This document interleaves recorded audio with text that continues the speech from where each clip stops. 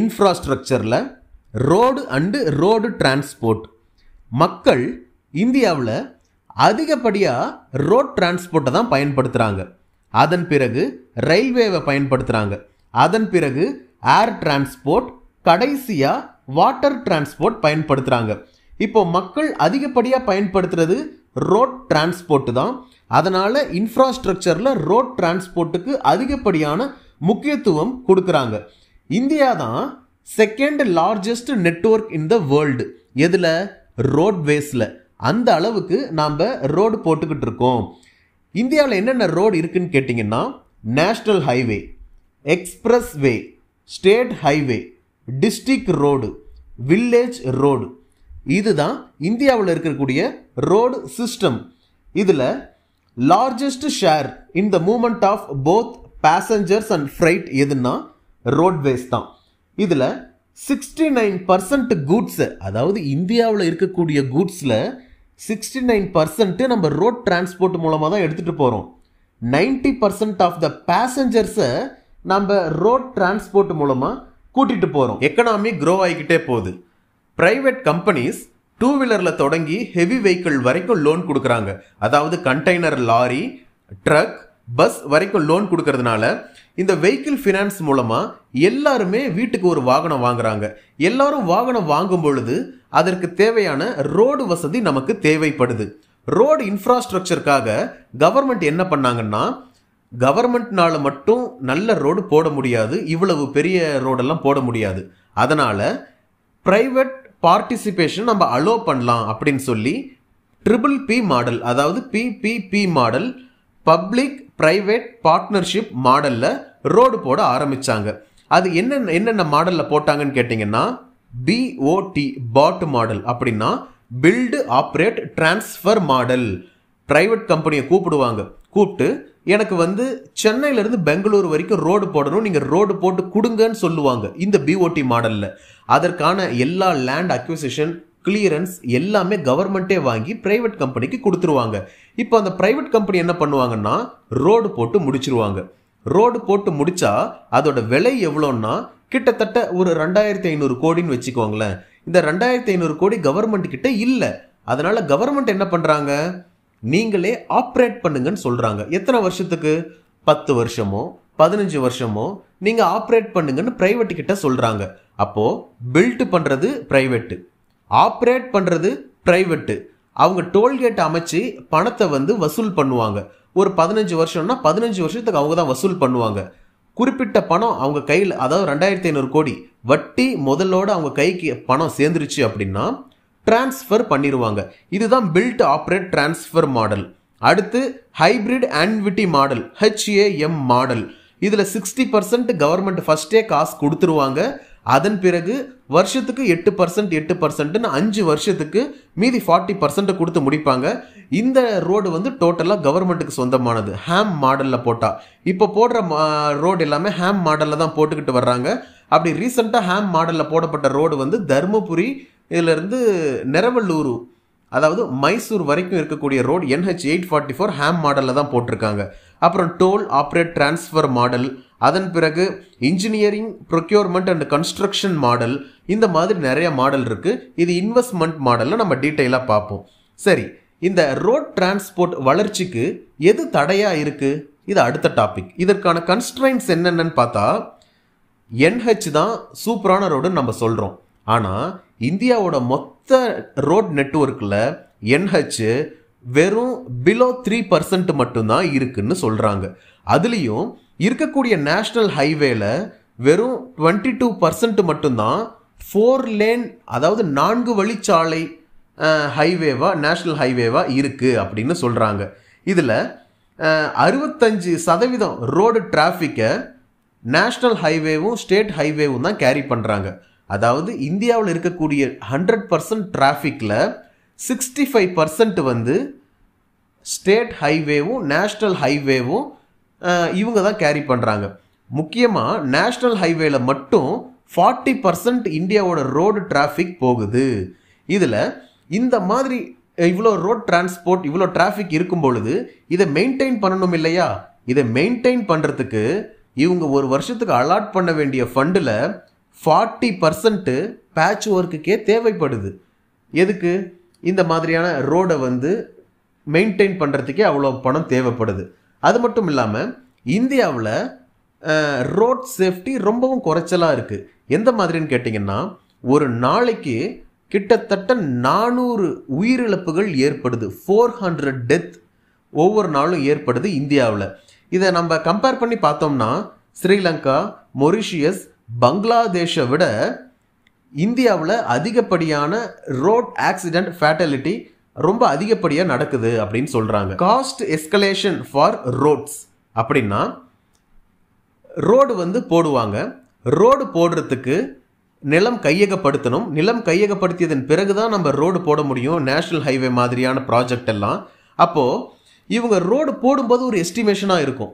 நாம் வந்து இதை 80 லட்ச ரூபாயில் போடலாம் அப்படின்னு ஒரு எஸ்டிமேஷனில் இருந்தது அப்படின்னா, அது அப்படியே மாதிரி நிலம் கையகப்படுத்துகிற வரைக்கும் நம்ம வெயிட் பண்ணி பார்த்தா இருக்கக்கூடிய கட்டுமான செலவுகள் எல்லாம் ஏறி 3 கோடி ரூபாயில் வந்து நிற்குதுன்னு சொல்கிறாங்க ஆவரேஜாக. இதில் கவர்மெண்ட் வந்து இந்த ரோட் டிரான்ஸ்போர்ட்டுக்காக என்னென்ன இனிஷியேட்டிவ்ஸ்லாம் எடுத்திருக்காங்கன்னு சொல்லி இப்போ நம்ம பார்க்குறோம். இதுக்காக இந்த மினிஸ்ட்ரியை நீங்கள் ஞாபகம் வச்சுக்கோங்க. Ministry of Road Transport and Highways, MoRTH அப்படின்னு சொல்கிறாங்க. MORTH. இவங்க தான் என்ன பண்ணுறாங்கன்னா, ரோடை மெயின்டைன் பண்ணுறது, டெவலப் பண்ணுறது, ரோட் நெட்வொர்க்கை இவங்க தான் பண்ணுறாங்க. அது மட்டும் இல்லாமல் ஒரு ப்ராட் மோட்டார் வெஹிக்கிள் ஆக்டையும் கொண்டு வந்திருக்காங்க. அது பின்னாடி பார்க்கலாம். இப்போ ரோடுக்காக முக்கியமாக கொண்டு வந்தது என்னன்னு சொல்லி கேட்டிங்கன்னா, பாரத் மாலா பரியோஜனா. இந்த பாரத் மாலா பரியோஜனா அப்படின்னா என்னன்னு கேட்டிங்கன்னா, ரோடை வந்து எல்லா கார்னருக்கும் போடுறது இந்தியாவில். அதாவது கூட்ஸுக்கும் பேசஞ்சரும் சேஃபாக ட்ராவல் பண்ணுறதுக்காக நாம் ரோடு போடணும். அதை எக்கனாமிக் காரிடர், இண்டஸ்ட்ரீஸ்குள்ளே போனால் economic corridor, inter corridor, feeder routes, national corridor, அதன் பிறகு border and international connectivity road, coastal and port connectivity, greenfield expressways. நம்ம ரோடு போடுறோன்னா ஒரு சிட்டிலேருந்து இன்னொரு சிட்டி கனெக்ட் பண்ணுற மாதிரி போட்டோம். ஆனால் இப்போ என்ன சொல்கிறாங்கன்னா, நீங்கள் போடக்கூடிய ரோடு போர்ட்டுக்கு கனெக்ட் ஆகணும். அப்போ தான் இருக்கக்கூடிய கூட்ஸ் வந்து சீக்கிரமாக மூவ் ஆகும்.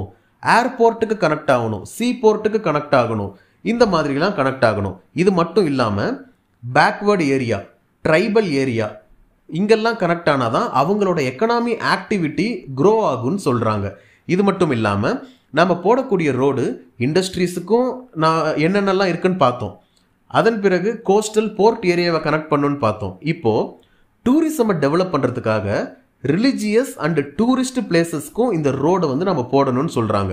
பார்டர் ஏரியாஸ், கோஸ்டல் ஏரியாஸ், நம்ம நெய்பரிங் கண்ட்ரீஸுக்கு சிலதுக்கு வந்து நம்ம ட்ரேட் பண்ணுவோம். அவங்க கூட வணிகம் பண்ணும்போது இப்போது அதுக்கேற்ற மாதிரி ட்ரேட் ரூட் நம்ம அமைக்கணும்னு சொல்லி சொல்கிறாங்க. இந்த சாலையெல்லாம் அமைக்கணும் அப்படின்னா அதுக்கு பணம் எங்கேருந்து வரும்னு கேட்டிங்கன்னா, எல்லா ரோடும் போடலான்னு சொல்லியாச்சு. இப்போ இதுக்கெல்லாம் பணம் எதுலேருந்து வரும்? முதல்ல கடன் வாங்குறாங்க, டெப்ட் ஃபண்டு. ரெண்டாவது ப்ரைவேட் இன்வெஸ்ட்மெண்ட்டு. மூணாவது சென்ட்ரல் ரோடு ஃபண்டுன்னே ஒன்று இருக்குது. அதுக்கப்புறம் சென்ட்ரல் ரோடு இன்ஃப்ராஸ்ட்ரக்சர் ஃபண்டுன்னு பேர் மாற்றினாங்க. அதன் பிறகு டோல் கலெக்ஷன், வரக்கூடிய டோல் கலெக்ஷன் பணத்தை எடுத்துக்கிறாங்க. ப்ரைவேட்டாக ரோடு போட்டால் அது ப்ரைவேட் எடுத்துப்பாங்க. கவர்மெண்ட் ரோடு ஒரு சிலது இருக்கும் இல்லையாப்பா, அதை வந்து கவர்மெண்ட் எடுத்துப்பாங்க. இப்போது இந்த வேலையை செய்கிறது யார் அப்படின்னு கேட்டால், national highway authority of India ஒன்று இவங்க. அடுத்து national highway and industrial development corporation இவங்க 2. இதன் பிறகு ஸ்டேட் பப்ளிக் ஒர்க்ஸ் டிபார்ட்மெண்ட் இவங்க இந்த வேலையை எடுத்து செய்கிறாங்க. இது மட்டும் இல்லாமல் இவங்களுக்கு வந்து பணம் போதுமான அளவில் இல்லை. அதனால் INVIT அப்படின்னா இன்ஃப்ராஸ்ட்ரக்சர் இன்வெஸ்ட்மெண்ட் ஃபண்டு. இந்த இன்ஃப்ராஸ்ட்ரக்சர் இன்வெஸ்ட்மெண்ட் ஃபண்டு மூலமாக என்ன பண்ணுறாங்கன்னா, நிறைய பணத்தை மக்கள்கிட்டேருந்து கலெக்ட் பண்ணுறாங்க. எப்படி? இது எதுக்காக INVIT எதுக்காக கொண்டு வந்தது அப்படின்னா, ரிசோர்ஸை மொபிலைஸ் பண்ணுறதுக்காக தான் கொண்டு வந்தாங்க. இந்தியன் ட்ரஸ்ட் ஆக்ட் 1882 கீழே ஒரு ட்ரஸ்ட் அமைச்சு இண்டிவிஜுவல் கிட்ட இருந்து, இப்போது என்னோட பேர் அஜய், உங்ககிட்ட இருக்க பணத்தை வேணால் என்கிட்ட கொடுங்களேன், பேங்க்கில் போடுற மாதிரி என்கிட்ட பணத்தை கொடுங்க, இது ஒரு ப்ராஜெக்டை நாங்கள் பண்ணிக்கிட்டு இருக்கோம், ரோடு வந்து போட்டு முடிச்சிட்டா வரக்கூடிய டோல் கலெக்ஷன்ல இருந்து நீங்கள் எவ்வளோ பணம் போட்டிங்களோ அதுக்கு ஏற்ற மாதிரி பணத்தை வட்டியோட உங்களுக்கு நான் திருப்பி கொடுத்துட்றேன் அப்படின்னு சொல்கிறது தான் இன்விட். சரிங்களா? இப்போது இதில் நாம் கூட இன்வெஸ்ட் பண்ணலாம் ரோட்டில். இதை வந்து எதன் மூலமாக பண்ணுறாங்கன்னா, Security and Exchange Board of India செபியில் போயிட்டு நாம் இதை வாங்கலாம். இது மட்டும் இல்லாமல் இந்தியா ட்ரஸ்ட் ஆக்ட் மூலமாக நாம் இவங்களோட செபி மூலமாக இவங்க ஷேர்ஸை வாங்கலாம். ட்ரஸ்ட் மூலமாக இவங்க கிட்ட இருந்து பாண்டை வாங்கலாம். இண்டிவிஜுவலும் இதை பண்ணலாம்.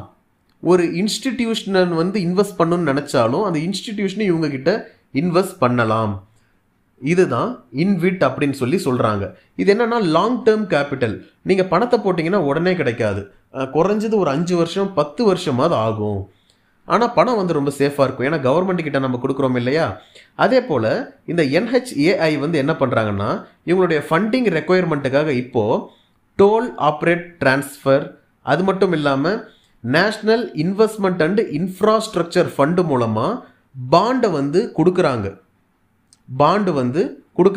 LICக்கு இந்த மாதிரி கொடுத்து ஃபண்டை வந்து சேர்த்துறாங்க. எதுக்கு ஃபண்டு சேர்த்துறாங்கன்னா ரோடு போடுறதுக்காக. சரியா? அடுத்து மோட்டார் வெஹிக்கிள் அமெண்ட்மெண்ட் ஆக்ட் 2019.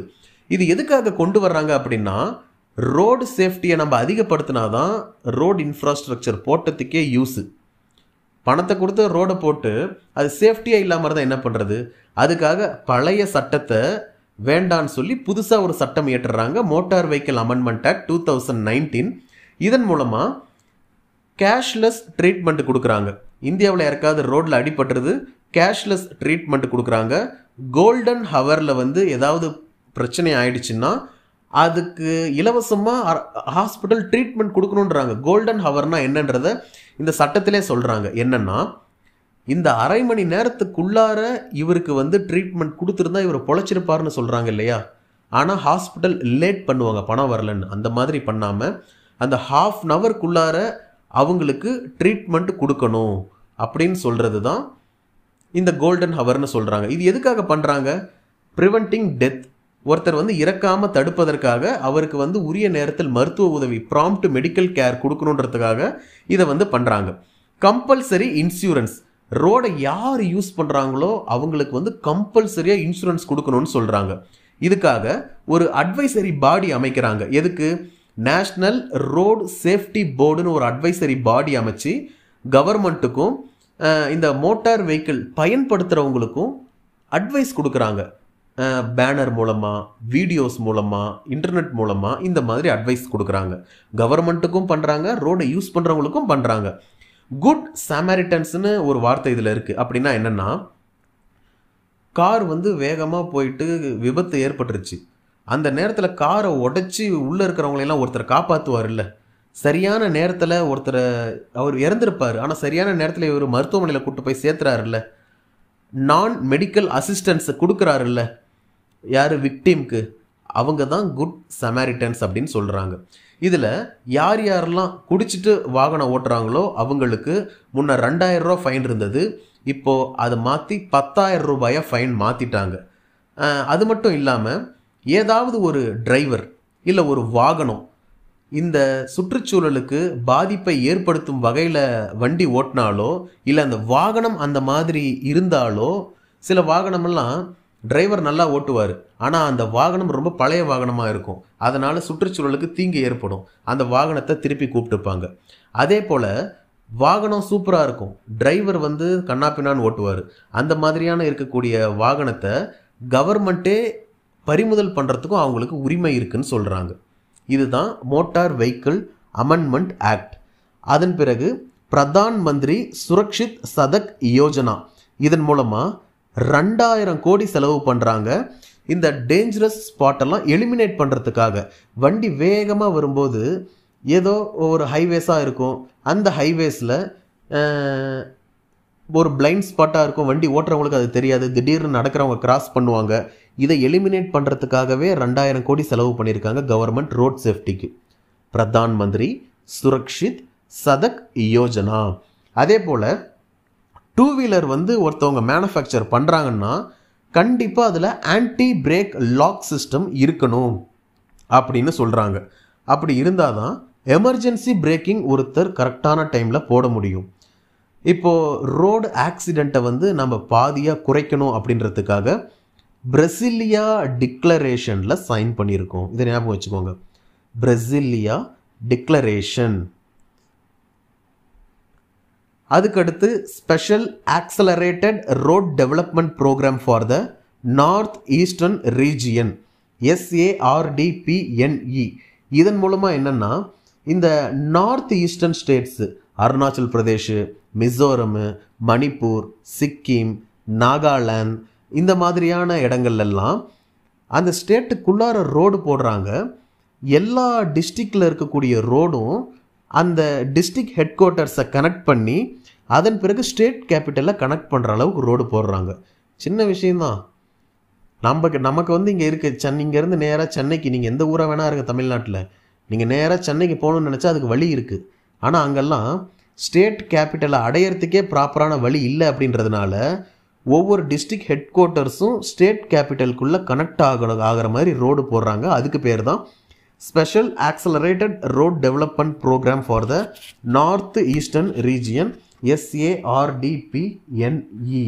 இது இல்லாமல் கவர்மெண்ட்டோட இனிஷியேட்டிவ்ஸ் என்னென்ன, அதாவது ஆன்லைன் இனிஷியேட்டிவ்ஸ் ரோட் டிரான்ஸ்போர்ட்டுக்காக என்னென்ன பண்ணியிருக்காங்கன்னு ஒன்றொன்னா பார்ப்போம்.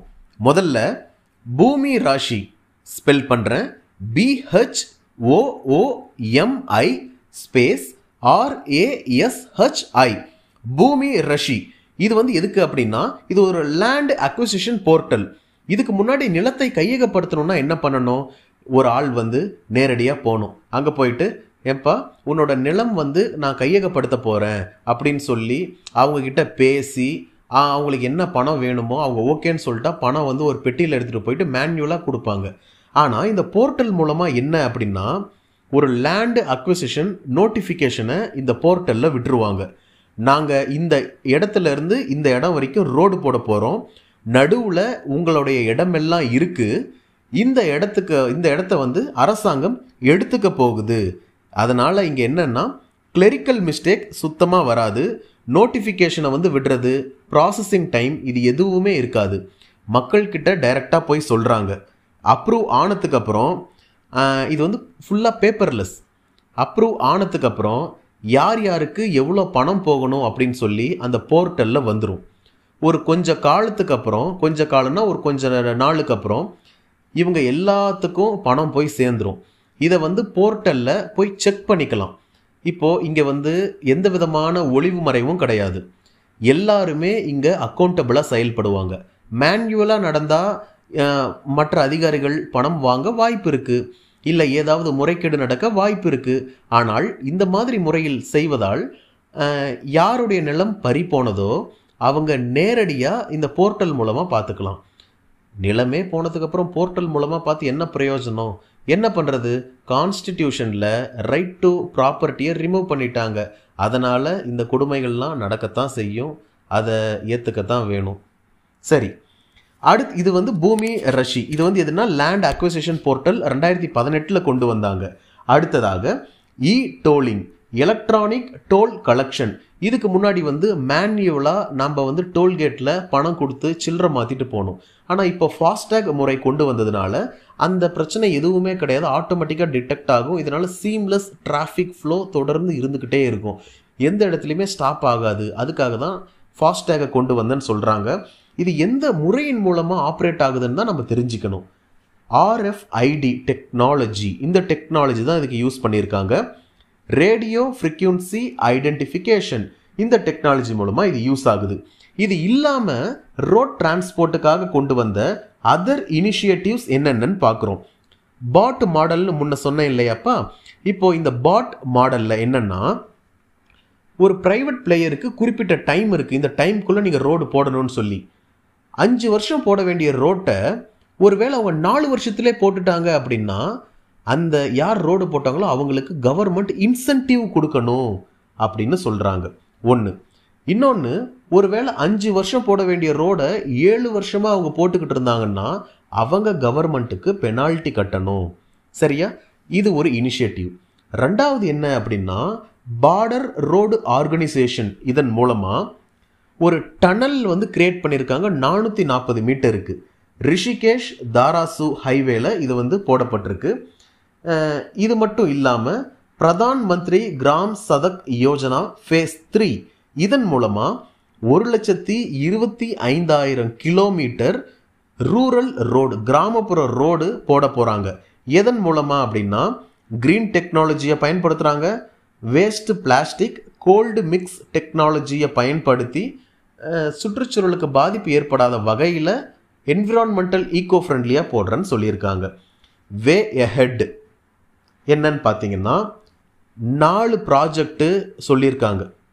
ஒன்று என்னென்னா பாரத் மாலா பரியோஜனா, 2 நம்ம பார்த்தது இப்போ நம்ம wrap-up பண்ணுறோம். ஓகே, 2வது special accelerated road development programme for the North East region 2, 3வது நார்த் ஈஸ்ட்டுக்கு தான். என்னென்னா North East development programme for North East road network connectivity project phase 1 and Chardham Mahamarg Vikas Pariyojana. இந்த 4 இது போடுறாங்க, 4 ரோடு. முக்கியமாக ரோடு சேஃப்டிக்காக என்னென்ன பண்ணுறாங்க அப்படின்னா, யார்கிட்ட கான்ட்ராக்டர்கிட்ட ரோடு கொடுத்து ரோடு போட சொல்கிறாங்களோ, ரோடு வந்து புவர் குவாலிட்டியில் இருந்துச்சுன்னா அவங்க மேலே ஹெவி பெனால்ட்டி போடுறாங்க. இன்னொன்று, இந்தியா வந்து இன்ஃப்ராஸ்ட்ரக்சருக்காக இப்போ வந்து 10% தான் செலவு பண்ணுறாங்க. இது வந்து 40%லேருந்து 50% வரைக்கும் போகணும். இதுதான் வேர்ல்டு ஆவரேஜ். இதை நம்ம அட்டைன் பண்ணணும்னு சொல்கிறாங்க. அதே போல் பிளாக் ஸ்பாட்டை எலிமினேட் பண்ணணும். அதாவது டிரைவருக்கே தெரியாத ஒரு சில ஸ்பாட்லாம் இருக்கும், அங்கே மக்கள் நின்றுக்கிட்டு இருப்பாங்க, இல்லை கிராஸ் பண்ணுவாங்க, இதனால் விபத்து ஏற்படும். அந்த இடத்தையெல்லாம் கண்டுபிடித்து அதுக்கு வந்து ஃப்ளைஓவர் போடணும், இல்லை வெஹிக்கிள் அண்டர் பாஸ் கொடுக்கணும், இல்லை பெடஸ்ட்ரியன் அண்டர் பாஸ். ஒன்று வாகனத்தை அண்டர் பாஸ் கொடுத்து கீழே போக வைக்கணும், இல்லையா பெடஸ்ட்ரியன் அண்டர் பாஸ் நடைபாதையை வந்து கீழே வச்சு ரோடை மேலே வைக்கணும். இதன் மூலமாக மக்கள் வந்து பாதுகாப்பாக இருப்பாங்க. இன்னொன்று என்னென்னா, என்விரான்மெண்டல் ரீதியாக இதை நம்ம கொண்டு போனோம்னா, விலங்குகள் போகிற ரோட்டில் அண்டர் பாஸ் வைக்கிறேன்னு சொல்லியிருக்காங்க. என்னென்னா, இப்போ நம்ம ஒரு சில இடத்துல பார்க்குறோம், வீடியோஸில் பார்க்குறோம், வழியிலே சிங்கம் இருக்குது, கரடி இருக்குது, வன விலங்குகள் வந்து அதிகப்படியாக ஹியூமன் இன்ட்ராக்ஷன்ஸ் அதிகப்படியாக நடக்குது. இதை குறைக்கிறதுக்காக அந்த இடத்துல நம்ம ஒரு ஃப்ளைஓவர் போட்டோம்னா புலி சிங்கம்லாம் கீழே இருந்துடும், நாம் வந்து மேலே ரோட்டு மேலே போய்கிட்டே இருக்கலாம். இது ஈகோ ஃப்ரெண்ட்லியாக இருக்கும், அவங்கள துன்புறுத்தாத மாதிரியும் இருக்கும். ஆனால் இதெல்லாம் அதிக செலவாகும். இதெல்லாம் வே ஹெட்டில் சொல்கிறாங்க. அதுக்கப்புறம் ஸ்கில் டெவலப்மெண்ட். என்ன ஸ்கில் டெவலப்மெண்ட்னா, ஐடிஐயில் இண்டஸ்ட்ரியல் ட்ரைனிங் இன்ஸ்டிடியூட்டில் கமர்ஷியல் வெஹிக்கிளை எப்படி ஆப்ரேட் பண்ணுறது அப்படின்றத ஒரு கோர்ஸாக கொண்டு வரணும்னு சொல்கிறாங்க. ஒவ்வொரு டிரைவரும் ஹெவி வெஹிக்கிள் ஆப்ரேட் பண்ணும் பொழுதும் பேசஞ்சர் வெஹிக்கிள் ஆப்ரேட் பண்ணும் பொழுதும் அவங்களுக்கு டிரைவிங் லைசன்ஸ் கொடுக்குற நடைமுறையை ப்ராப்பராக ஹேண்டில் பண்ணணும்னு சொல்கிறாங்க. இது மட்டும் இல்லாமல் டிராஃபிக் மேனேஜ்மெண்ட்டை ஐடி எனபிள்டாக மாற்றணும். மேன்யூவலாக இருக்கிறது இல்லாமல் ஐடி எனபிள்டாக மாற்றணும். லேட்டஸ்ட் டெக்னாலஜிக்கல் டெவலப்மெண்ட்டை கொண்டு வரணும். எதில்? புதுசாக கட்டக்கூடிய ஹைவேல என்ன மெட்டீரியல் பயன்படுத்தணுன்றதில், டெக்னிக்ஸ் ஆஃப் கன்ஸ்ட்ரக்ஷனில் லேட்டஸ்ட் டெக்னாலஜி கொண்டு வரணும் அப்படின்னு சொல்கிறாங்க. இது மட்டும் இல்லாமல் எலக்ட்ரானிக் டோல் கலெக்ஷன். இந்த எலக்ட்ரானிக் டோல் கலெக்ஷன் மூலமாக நேஷ்னல் ஹைவே, ஸ்டேட் ஹைவே இது எல்லாத்துலேயுமே ஃபாஸ்டேக் எக்யூப்டு ஹைவேவாக மாற்றணும் அப்படின்னு சொல்கிறாங்க. மாற்றிட்டாங்க இப்போ எல்லாமே. இது இல்லாமல் ரோடு செக்மெண்ட்டில் ப்ரைவேட் பிளேயரை அலோ பண்ணணும்னு சொல்கிறாங்க. Cake, comptroller and auditor general, இவர் என்ன சொல்கிறார் அப்படின்னா, ஜியோகிராஃபிக்கல் இன்ஃபர்மேஷன் சிஸ்டமை GIS இதை பயன்படுத்தி நம்ம ஹைவேவோட அசட்டை வந்து ட்ராக் பண்ணணும்னு சொல்கிறாங்க. அடிக்கடி மானிட்டர் பண்ணணும்னு சொல்கிறாரு. ஏன்னா அதில் வேறு யாராவது ஏதாவது பண்ணக்கூடும், நாம் அதை ப்ராப்பராக மானிட்டர் பண்ணணும், அதை நம்ம கைக்குள்ளே வச்சுக்கணும். அப்படி வேறு யாராவது தேவைப்படுதுன்ற பட்சத்தில் அவங்களுக்கு லீஸுக்கு வேணால் விடலாம். இதன் மூலமாக நமக்கு ஃபண்டு கிரியேட் ஆகும் அப்படின்னு சொல்கிறாரு. கடைசி வந்துட்டோம். என்னென்னா recommendations. National transport development policy committee, NTDPC committee, ரயில்வேஸ்க்கு, ரோட்வேஸ்க்கு எல்லாத்துக்கும் இவங்க ரெக்கமெண்டேஷன் கொடுத்துருக்காங்க. நம்ம இப்போ ரோட்வேஸை பார்க்குறதுனால இவங்க ரோட்வேஸ்க்கு என்ன ரெக்கமெண்டேஷன் கொடுத்துருக்காங்கன்றதை பார்க்குறோம். ஃபஸ்ட்டு பாயிண்ட்டு, ரோட் வந்து மல்டி மாடல் சிஸ்டமாக இருக்கணும். என்னென்னா, ரோடு போடுறது மக்கள் போகிறதுக்கு வர்றதுக்காக மட்டும் இல்லாமல் கூட்ஸை கனெக்ட் பண்ணக்கூடிய வகையில் ரயில்வேஸை கனெக்ட் பண்ணக்கூடிய வகையில், ஃப்ரைட் காரிடார்ஸை கனெக்ட் பண்ணக்கூடிய வகையில், airport, seaport, neighbouring country, tourist centre, religious places, logistic hub, special economic zone, இது எல்லாத்தையும் கனெக்ட் பண்ணக்கூடிய அளவுக்கு இன்டகிரேட்டட் மல்டி மாடல் சிஸ்டமை நம்ம டிரான்ஸ்போர்ட்டில் கொண்டு வரணும்னு சொல்கிறாங்க. இது பாயிண்ட் நம்பர் 1. சரியா? அடுத்த பாயிண்ட் நம்பர் 2 என்ன அப்படின்னா, நம்ம ரோடு போடுற டெக்னாலஜியை கண்டினியூஸாக அப்டேட் பண்ணிக்கிட்டே இருக்கணும். அது மட்டும் இல்லாமல் கமர்ஷியல் வெஹிக்கிள் வந்து சேஃப்டியை கொடுக்கணும். அவங்க ப்ரொடக்ஷன் பண்ணும் பொழுதே மக்களுக்கு பெட்டர் கம்ஃபர்ட் கொடுக்கணும், எனர்ஜி எஃபிஷியண்ட்டாக இருக்கணும். ப்ரைவேட் பிளேயர்ஸ் வந்து என்ன பண்ணுறாங்கன்னா, ரோடு போடும் பொழுது எதெல்லாம் கமர்ஷியலி ரொம்ப ப்ராஃபிட்டை கொடுக்குதோ அந்த இடத்த நான் ரோடு போடுறேன்னு முன் வர்றாங்க. ஆனால் ஒரு சில இடம்லாம் கிராமப்புறம்லாம் இது வந்து கமர்ஷியலாக நமக்கு இல்லை, அங்கே டோல் போட முடியாதுன்னு சொல்லி நினைக்கிறாங்களோ அந்த இடத்தையெல்லாம் டெவலப் ஆகிறதே கிடையாது. இவங்க விரும்பி வந்து அங்கே ரோடு போடணும்னு கேட்குறதும் கிடையாது. அப்படி ப்ரைவேட் பிளேயர் எந்தெந்த இடத்துல எல்லாம் கவனம் செலுத்தலையோ அந்த இடத்துல பப்ளிக் வந்து கவனம் செலுத்தி அரசாங்கம் ரோடு போடணும் அப்படின்னு சொல்கிறாங்க. அதனால தான் இப்போ 1,25,000 கிலோமீட்டரில் பிரதான் மந்திரி கிராம் சதக் யோஜனா மூலமாக ரூரல் ரோடை கவர்மெண்ட் போடுறாங்க. சரியா? அடுத்து ஏஷியன் ஹைவே கூட நம்ம ரோடை கனெக்ட் பண்ணணும். யூரோப்பியன் ரோட் நெட்வொர்க் கூட நம்ம கனெக்ட் பண்ணணும். கண்டிப்பாக யூஎஸ்ஏக்கு கனெக்ட் பண்ண முடியாது, ஏன்னா நடுவில் கடல் இருக்குது. ஆனால் யூரோப்பில் இருக்கக்கூடிய எல்லா கண்ட்ரி கூடயும் நம்ம ரோடு கனெக்ட் பண்ண முடியும், ஏஷியன் ஹைவேஸை கனெக்ட் பண்ண முடியும் அப்படின்னு சொல்கிறாங்க. ரோடை இப்படி மாற்றலாம் அப்படின்னு சொல்லி நம்மளுடைய ரோட் வந்து இன்டர்நேஷ்னல் ஸ்டாண்டர்ட்ஸை மீட் பண்ணுற அளவுக்கு இருக்கணும். ரோடு டிசைன் இன்ஸ்டிடியூட்டுன்னு ஒன்று கொண்டு வந்து இதை வந்து ஒரு கோர்ஸாகவே வைக்கணும். ரோட் டெக்னாலஜி இன்னும் டெவலப் பண்ணணும்னு சொல்கிறாங்க. இதோட இன்ஃப்ராஸ்ட்ரக்சர் ரோட்வேஸ் முடியுது. நம்ம அடுத்து ரயில்வேஸை பார்க்க போகிறோம். ரோட்வேஸ் முடிந்தது.